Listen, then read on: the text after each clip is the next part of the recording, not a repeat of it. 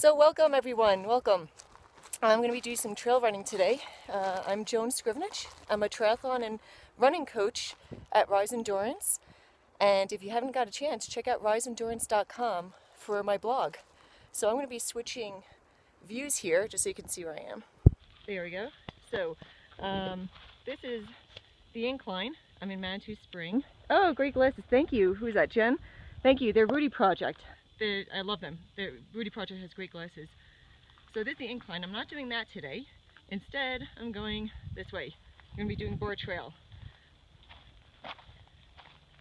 So for those of you on here watching, swipe left to right to share the video, or if you're on the Android, swipe up to share, and then tap that screen for some hearts. And let's see what color hearts everyone has today. So if you didn't know, you get different color hearts each day. So let's see what color hearts everyone has.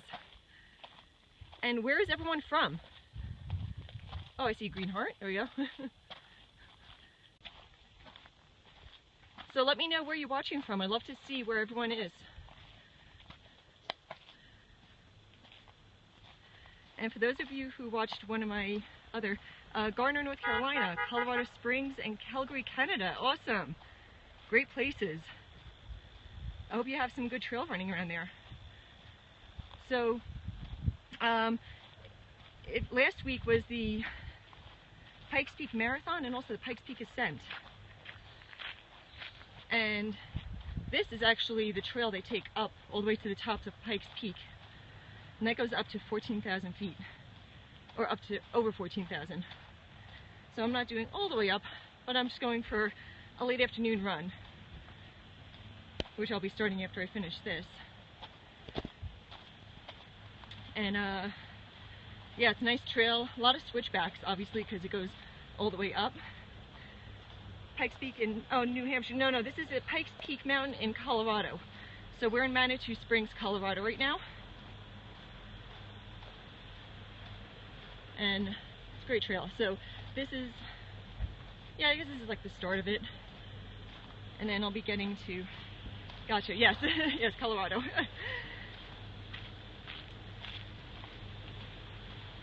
So this is kind of the start, where you saw me at the start of the incline. And this is heading over to the trailhead for Barr Trail. Somewhere around here. Did I take the wrong turn? No, I don't think I did. Let's see. Got scared of twisted ankles on trails. Yeah, you definitely have to watch your feet on when you're on a trail. You know, this right here, you know, it's pretty smooth right here. But a lot of trails, they'll have rocks and roots. Those are actually my favorite kind. But you definitely have to be very focused. And, you know, if you lose focus for a second, you can twist an ankle. Definitely takes a while to get used to. It's not something you're used to. What's this? So someone says, God, I miss landscape and mountains. Oh, Central Florida. Yeah, so you're definitely very flat out there. Very, very flat. I did an Ironman out there one time, and I think the only hill I got was a little speed bump. Everything else is super flat. But you're also at sea level, which is also a nice thing. We're over 6,000 feet here. So, and here we are, Barr Trail. Let's see, it's kind of, so here we are at the start. And we've got a nice little warning here, Barr Trail. So it goes up to the summit of Pikes Peak. If anyone is hiking it up to the top, sometimes they'll do it in a day, sometimes in 2 days. If they stop halfway, there's a bar camp, so they can stop there overnight. How do I know when ready to try full distance Ironman? Someone was asking. Okay, so that's not something I would sign up for immediately. So if you're new to triathlon, you know, sign up for some sprint distances. If you've been doing it for a few years, you know, I would say work your way up. Do sprint, Olympic, then try, you know, half Ironman, and then the Ironman. And then, you know, even if you're into other sports, if you're a runner, especially swimmers, Swimmers have a huge engine in their chest, that big heart, but they're not used to all the pounding. So okay, so someone's saying that they've done 3 halves so far. That's good. So you have an idea of what is going a little bit longer. That's good. For your first full, you would definitely have to, have a good training plan for that. Build up to it. So it's probably about 6 months of training. And that first one is always the scariest because you kind of worry about, can I do it? But, you definitely can. About 90% of it is mental. You stick to your plan, get the workouts in that you should, and you can definitely go for it. And if you've done 3 halves already, I would say you can definitely think about doing a full. So this is a nice trail. Like I was saying, a lot of switchbacks. Thank you for the hearts. So tap that screen for hearts. Let me see all the different color hearts you got. Would you recommend hiring a coach? I would. I might be a bit biased though, because I am a coach. So, obviously some people are okay with just following a plan, and any plan you get in a book, it'll get you through a race. But hiring a coach is going to be personalized. So it's going to be, around your schedule, your weaknesses and strengths. When you get something from a book, it'll be a generic plan based on, excuse me for the huffing and puffing, I'm just walking up here, but, so like I was saying, anything from a book will be generic, very based on even training, not really looking at any weaknesses or strengths you may have. Whereas if you hire a coach, they'll be asking a lot of questions in the beginning, finding out what your weaknesses are so you can improve that. So I hope that answers your question.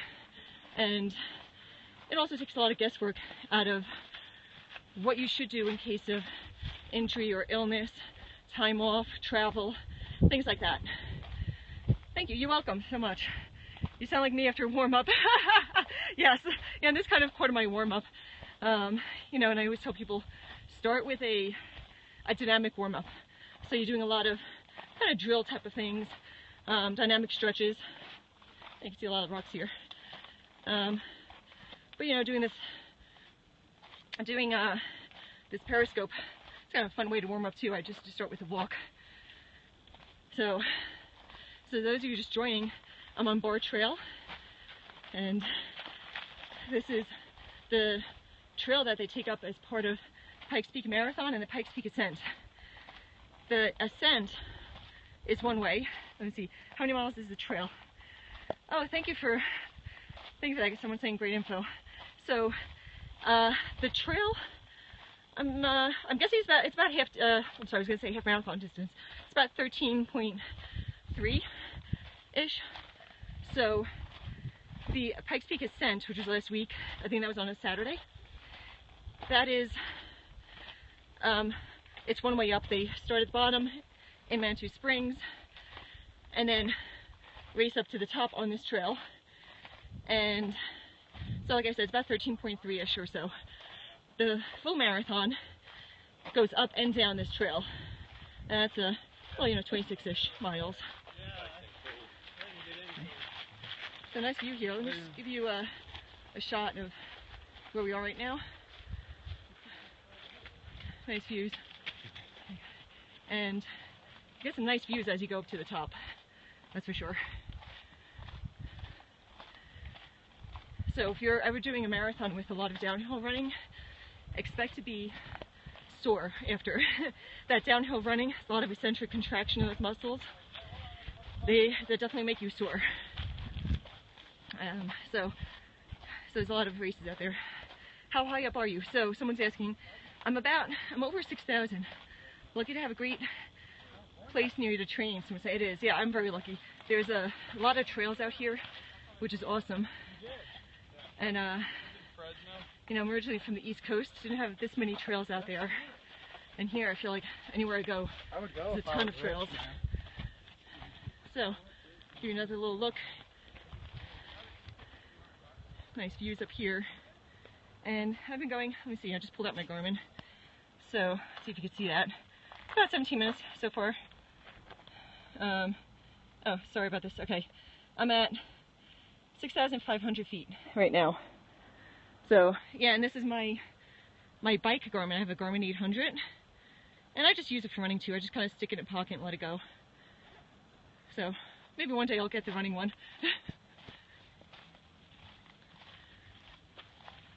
So we've been the past few days has been kind of hazy over the mountains. So I don't know if you can see, I mean it's pretty sunny out, but it's hard to tell from here. We don't have as great views of the top, but it's been a little bit hazy because of those wildfires in California. So someone's asking, which tri-watch would you recommend? So if it's just a regular watch, I actually like the Timex. So I'm actually wearing one now, I'll show you here. So this is my Timex that I have. I think it's a Timex Sleek, or Ironman Sleek, or something.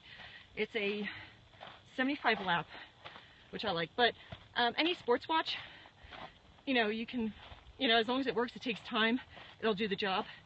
What I like about Timex is not only is it great for how many laps it has, the one I have is 75 lap, but they also have a great policy of fixing anything that's kind of broken. So I sign up for you just kind of register it, and even after the registration expires, they'll still fix anything like batteries that have to be replaced or anything that needs to be fixed. And if it's within the registration warranty time, then it'll be free. Otherwise you just pay, you know, I don't know how much, but it's not too much. So okay, I'm gonna stop one more time. Oh, it's nice views over here of the town. So down there is Manitou Springs. Can't really see going to the Ghats from here, but definitely some nice views down there. The Cog Railway is down there. You can take that railway up to the top. So, thank you for joining. Yes, I agree. Born to Travel is beautiful, beautiful. So someone's saying, so far just bike, don't feel. Would you say Watts is better? Oh, definitely. Yeah, I mean, Watts is always going to be better, but getting power can be a bit expensive. So, oh, someone's coming from Missouri. Welcome, Missouri. So if you do have a power meter, I think that's great. It's a great way to train. If you don't, I know it could be a bit expensive to some people. That's not the end of the world either. You can definitely work with that too. You know, and I have athletes that don't have it, and I can definitely train them really well. So, let's move past. Right. Just letting people pass by. So thank you so much, and I hope everyone has a great weekend. I'll see you soon. Bye bye.